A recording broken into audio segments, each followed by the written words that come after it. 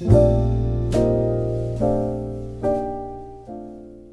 everyone, today we have an exciting video where we are finally setting up my new 2024 reading journal together.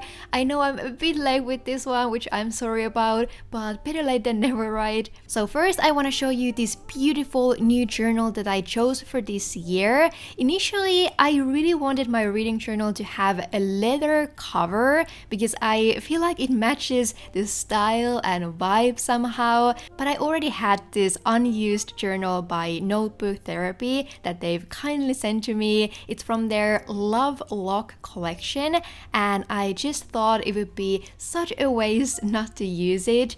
This has a linen cover, beautiful golden edges, and a creamy ivory color. It's not completely white, and I actually love this color so much, but the paper inside has the crispy white color like all the Notebook Therapy journals. I'm a little bit worried this is gonna get super dirty because I'll most likely use it for the next 2 years, but oh well, we'll see. But I guess that's all the most important things about the journal, and then you'll see that I started to set up the first spread here already, which will just be some sort of cover or intro to the whole journal. I thought it was a great opportunity to use some bigger pictures and more decorations in general. We'll need some writing room on the other pages, so it always limits the decorations a little bit, but here we have pretty much this whole 2 pages to use. These are all just random images I found on the internet and printed on white sticker paper. Printing on regular copy paper would definitely work as well. I just like to save some time and effort by not having to glue everything separately. Then I used some scribble text paper in the background that's from my own shop, then some stickers from Ikigai Papir, and some girl pet tape stickers that I think are from the original Notebook Therapy Hinoki collection. I attached the girl stickers first on white paper and cut along the outlines because I wanted to remove any transparency from them. And as always, I'll list and link all the products I'm using in the video description, and I have some affiliate codes to a few places as well in case you want to save some money and support me in the process. I love using this scrapbooking style in my reading journal. It's such a different creative challenge compared to drawing things yourself. It also allows me to use all these stationery products I've collected and products from my own shop, of course. But anyway, we are almost done with the cover spread here. I tried to choose some lighter pictures with similar colors, and it always takes me some time to figure out the layout and placement of everything. So I just kind of move and layer stuff around and see what looks good. It's also really easy to go overboard with this style, but I usually try to limit myself to only a few products per spread to keep the colors and theme somewhat cohesive. Then the last thing I did here was write the title, and I used this serif font that I often use in my videos. I think I prefer these typewriter style fonts to cursive ones in the reading journal especially, which is just a personal preference. It's mostly because I feel like it's easier to fail a cursive title than something like this, and again, it just gives off a little bit different style. But that's finally all for the cover spread, and now let's flip over to the next one, which is a spread that I've had in all of my reading journals. So this one will be a combined list of all the books I read and a reading goal for this year. In the past 2 years, my reading goal was 24 books, and I didn't meet it last year or the year before, so this time I decided to lower the bar a little bit and choose 20 books as the main goal for this year. It feels very achievable for me. I definitely don't read as many books as people who usually make these types of videos, but I still really like to update you every once in a while and share the books I ended up reading.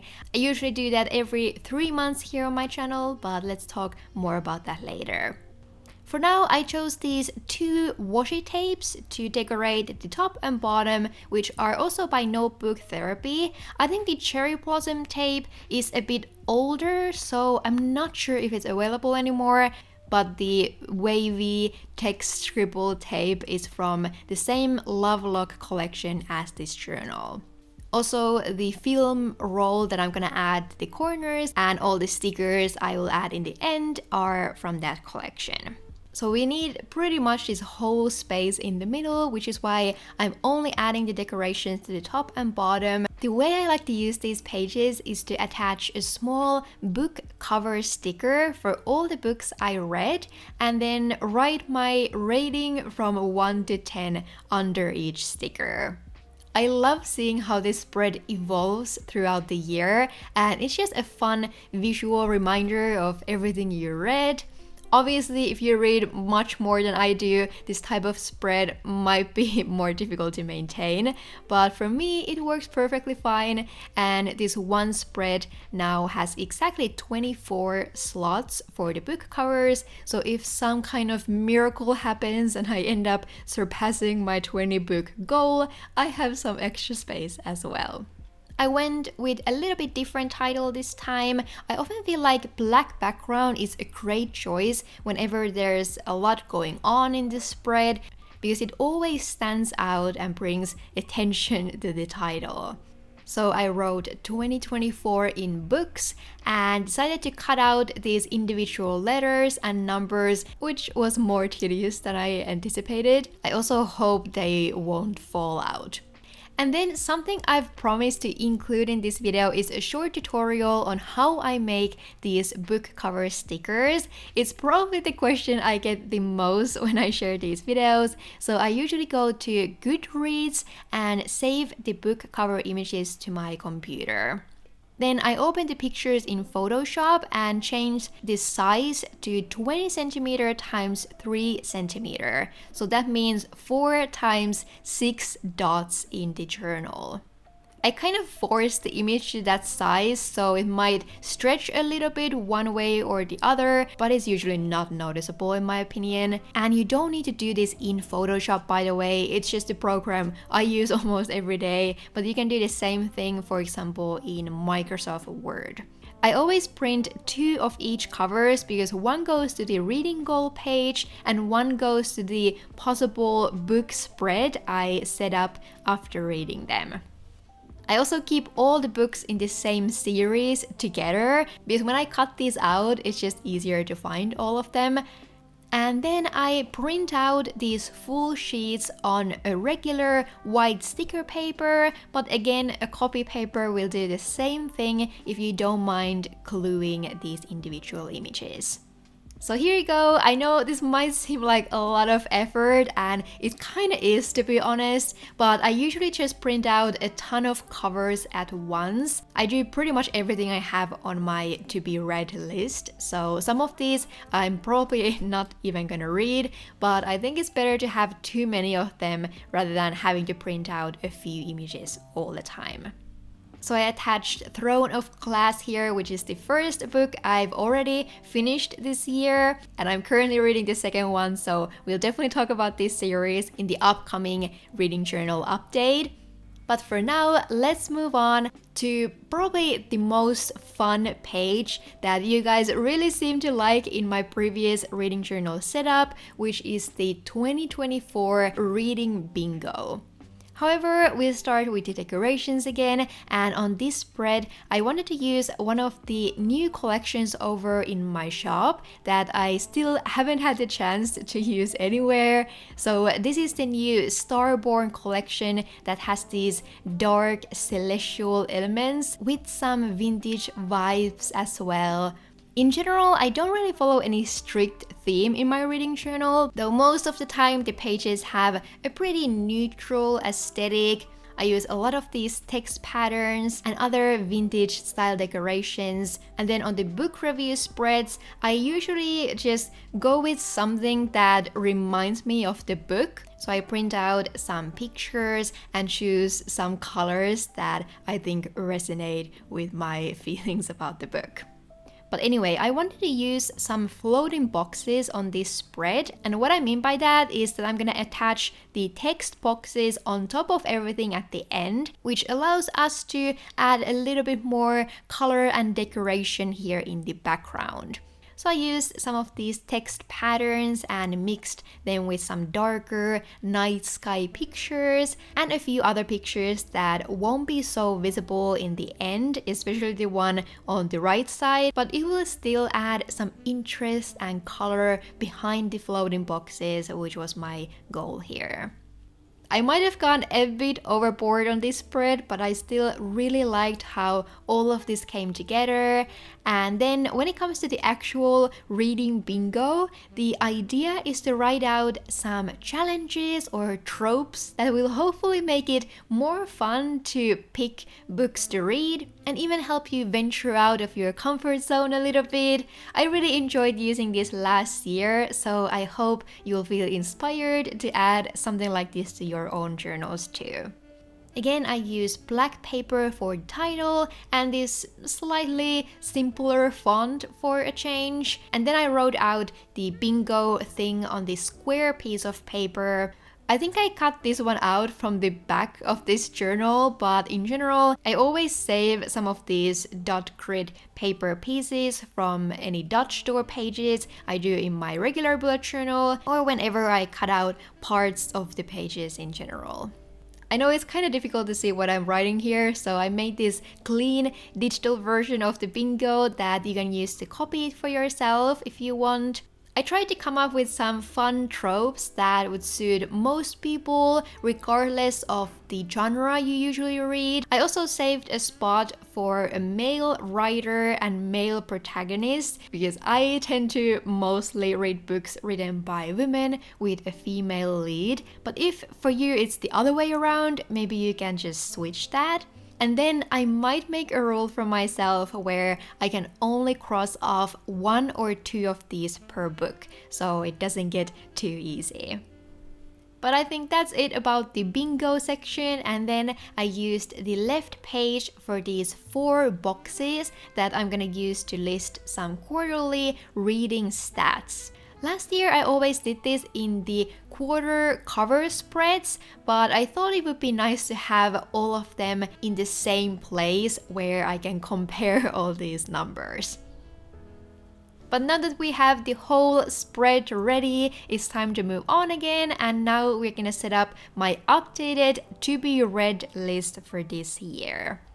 Here I chose to use some products from my other newer collection. This is the Tiny Bookshop collection, which is actually pretty much inspired by a reading journal. I wanted to create some products that are very vintage books or old letters heavy. Everything has this neutral brownish color theme, and I just like this collection so much. I think it's my personal favorite. So again, we're starting by layering some papers and adding some darker color accents to the corners. I chose some vintage style images on this spread as well, and we are again adding the main writing boxes on top of the decorations because I feel like it was easier and allowed some space for these papers in the background. This time it took me a while to figure out the title and which size and font I wanted to use. I also had to write 2 titles in the same size, which turned out to be surprisingly difficult. But finally, when everything on this spread was ready, I started to write out my reading list. So these are basically all the books I'm the most excited about at the moment. I have some more listed on my Goodreads profile, and I also have a shelf for all the books I've been recommended to by you guys or my friends and family. My favorite genres to read are romance, fantasy, and all kinds of murder mysteries, but I like to read some other types of books like historical fiction from time to time. This year, my goal is to read at least 1 contemporary romance book, which is something I don't read that often, but I'd like to branch out and enjoy some new genres as well. Some of these books could obviously go to a different category as well, but I just kind of roughly divided them up. I also have more standalones in here compared to the previous years because I've learned that it's pretty difficult for me to read longer series, and I like to have some quick reading options available that don't require such a huge commitment. And then the last category is all the books I'm waiting for this year or in general. It's also one of my personal rules to not start new series that haven't been finished yet because I can't emotionally handle cliffhangers and will forget absolutely everything about the world and characters. So it's just really hard for me to get back to a series that I read 1 or 2 years ago. It's fine, however, if the last book is coming out this year, so those are allowed. Let me know if you spotted any of your favorites or similar books on your own lists this year. And as always, if you have any recommendations that you want to share, please do leave those in the comments. I love reading them.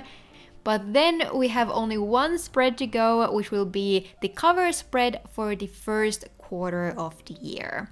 I like to separate my reading journal into these 3-month periods because I don't read enough books to set up a spread for each month, and I think the 3-month cycle is also more doable for me in terms of these videos and my free time in general. So since we are in the first quarter, I want this spread to have a soft winter theme. So I used a bunch of these wintry images and these paper patterns that are from my shop's current winter collection.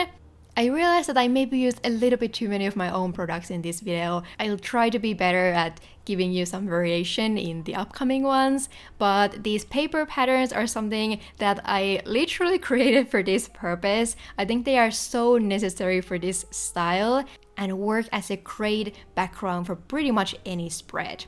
But I used a few other products as well, like this white frame, which is from Paper World, and these kind of vintage postcard sheets that are from the original Notebook Therapy Hinoki collection again.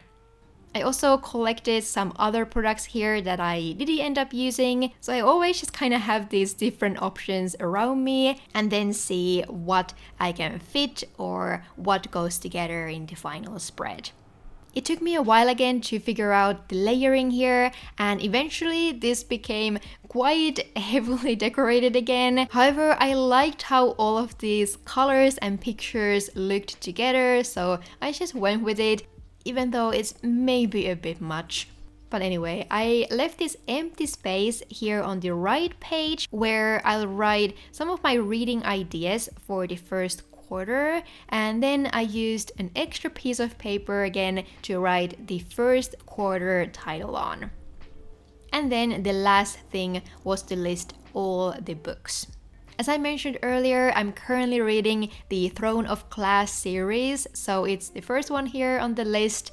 I doubt that I'll read all 7 books in a row, so I'll just go as far as I feel like, and if I need a quick change of pace, I'll pick up something else. So for that purpose, I listed a few standalone thrillers here because I'll probably want to read something other than fantasy. I generally don't like jumping from one fantasy world to the next one. It's somehow really hard for me to do that. So these next 3 books are ones that actually you recommended to me in the previous video, and they looked really interesting. Recursion seems to be a sci-fi thriller, and Everyone in My Family Has Killed Someone is an old school murder mystery, which according to the comments is surprisingly fun and cozy as well. Then I listed For Her Consideration, which is a rom-com, and lastly, if I happen to read a lot and am still craving for a different fantasy world, I also listed the Mistborn saga here that I definitely want to read at some point this year.